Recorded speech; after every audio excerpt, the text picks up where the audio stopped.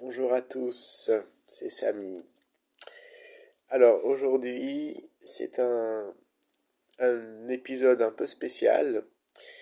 Je ne vais pas lire quelque chose, mais je vais parler de ma relation à la lecture et aux mots.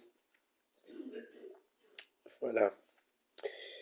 Alors en quelques mots, pour moi les mots c'est un peu comme des chats. C'est des animaux familiers, c'est quelque chose de magique. C'est des lettres, évidemment, mais c'est déjà une musique. Un mot, c'est une musique. C'est des courbes de son, des courbes d'énergie. Par exemple, le mot fleur, il y a ce F qui, qui souffle, fleur. Puis il y a quelque chose qui s'ouvre comme ça, fleur. Et ça s'arrête en suspension. Fleur. Et c'est aussi le monde des évocations. Donc un mot, c'est un monde, presque comme des amandes émondées. On enlève la peau, on enlève l'écorce, et il reste l'amande. Donc les mots sont aussi des saveurs, des goûts, des nuances, des subtilités. Et puis les mots, c'est comme un ingrédient. Ça se mélange avec les autres mots pour faire des recettes. Par exemple, des fleurs de joie ou des fleurs de feu. Ça n'aura pas le même goût que des fleurs de cristal ou des fleurs d'amour. Et ce monde du mot et de la poésie des mots, pour moi, est très important. Ensuite, je dirais que les mots sont pour moi une source de joie, de beaucoup de plaisir. Un mot, c'est quelque chose qui rassure, qui calme. Ça va aller, tout va bien. Pense à autre chose, par exemple quelque chose qui te plaît. Et un mot, du coup, a un pouvoir presque thérapeutique. Il soigne. Un mot, c'est quelque chose qui apaise, doucement, tranquillement. Et les mots, c'est aussi les langues, les différentes langues, avec des nuances justement entre les langues, pour dire le même objet. Après, pour moi, les mots sont des mystères.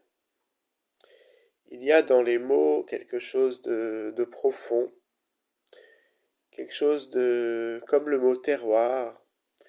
Par exemple, si on pense à une recette ou à un fromage, le gruyère par exemple, on se dit ce sont des gens qui un jour ont pensé faire le lait de cette façon et donc ça a fait cette recette. Ils se sont passé le mot de père en fils ou de voisin à voisine pour pouvoir transmettre cette recette. Donc le mot, c'est aussi le signe d'une continuité et donc c'est comme un témoin d'une relation humaine qui dépasse simplement une génération. Ce sont des, des témoins de vie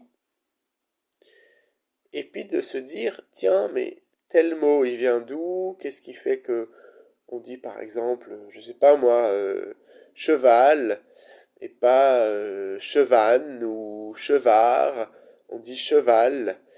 Peut-être qu'il y a 100 ans on disait pas cheval mais autre chose et dans 100 ans on dira peut-être encore autre chose. Donc les mots sont vivants, ils évoluent et ils s'inscrivent dans un temps, dans une époque, dans un peuple, une population.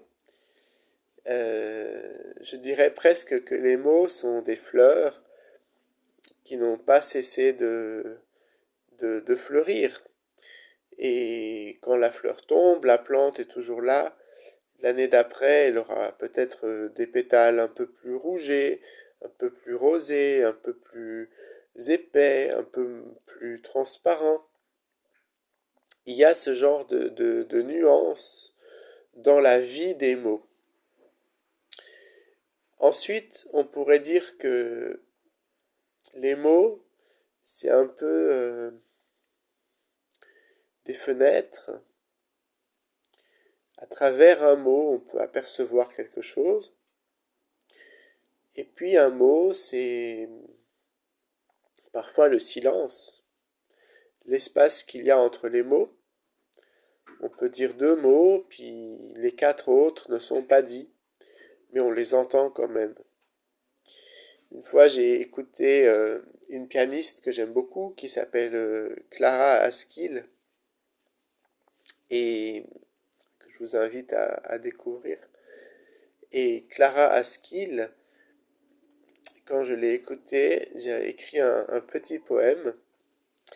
Et dans ce poème, en fait, je, je, je trouvais que elle jouait non seulement les notes, mais aussi le silence entre les notes. Et on disait de Mozart que voilà, le silence qui suit une fois que le morceau est terminé, ben, c'est aussi de Mozart. Donc voilà, il y a ce côté évocation, presque vibration, comme un caillou dans l'eau, puis ça fait des ondes. Voilà, c'est ce que je voulais partager avec vous aujourd'hui. Je vous souhaite une excellente journée ou une bonne soirée, ça dépend de l'heure où vous m'écoutez. Et puis je vous dis à demain. Au revoir.